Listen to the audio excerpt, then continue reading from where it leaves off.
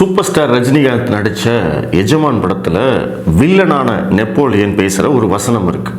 கல்யாண வீடாக இருந்தால் அந்த இடத்துல நான் தான் மாப்பிள்ளையாக இருக்கணும், சாவு வீடாக இருந்தால் அந்த இடத்துல நான் தான் பணமாக இருக்கணும் அப்படின்னு வில்லன் பேசக்கூடிய ஒரு டைலாக்.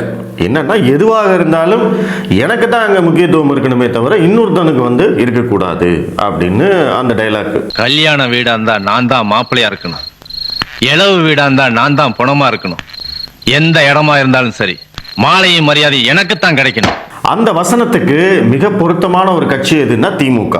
திமுகவில் இருக்கக்கூடிய கலைஞர் கருணாநிதியிலிருந்து உடன்பிறப்புகள் வரை கடைசி தொண்டன் வரை அத்தனை பேருமே பார்த்தீங்கன்னா கல்யாண வீடாக இருந்தாலும் அவங்க தான் மாப்பிள்ளை, சாவு வீடாக இருந்தாலும் அவங்க தான் பணமாக இருப்பாங்க. அதாவது இது எப்படி புரிஞ்சுக்கிறது அப்படின்னா, நாட்டில் என்ன நடந்தாலும் அதை வைத்து தனக்கு சாதகமான ஒரு விஷயத்தை உருவாக்கிக்கிறது, இல்லை அதை வச்சு திமுகவுடைய பெருமையை பேசுறது, கருணாநிதியுடைய பெருமையை பேசுறது, திராவிடத்துடைய பெருமையை பேசுறது, பெரியாருடைய பெருமையை பேசுறது.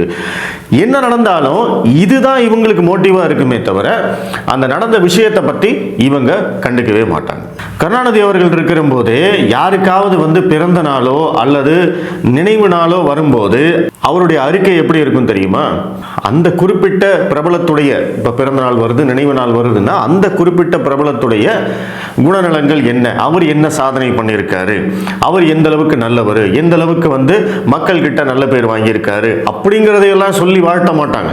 அவங்க என்ன பண்ணுவாங்க அப்படின்னா, திமுகவுக்கும் இல்ல கருணாநிதிக்கும் அந்த நபருக்கும் இருக்கக்கூடிய நட்பு, அந்த நபர் எப்படியெல்லாம் கருணாநிதியால் பலனடைந்தார், அவருக்கு ஒரு பிரச்சனை இருக்கிற போது இவர் எப்படி ஹெல்ப் பண்ணாரு, இதையெல்லாம் எழுதி ஒரு பிறந்தநாள் வாழ்த்து போஸ்ட் போடுவார். இப்போ நம்ம போஸ்ட்னு சொல்றோம், அப்போ அறிக்கையா வரும். அப்ப அதன் மூலமாக அந்த குறிப்பிட்ட நபருக்கு பிறந்த நாள் வாழ்த்தோ அல்லது நினைவு நாள் அஞ்சலியோ எழுதும் போது கூட தன்னை முன்னிலைப்படுத்திக் கொள்ளக்கூடிய ஒரு வேலை தான் இந்த கருணாநிதி அவர்கள் செய்வார். இது அவங்களுடைய ஃபார்முலா.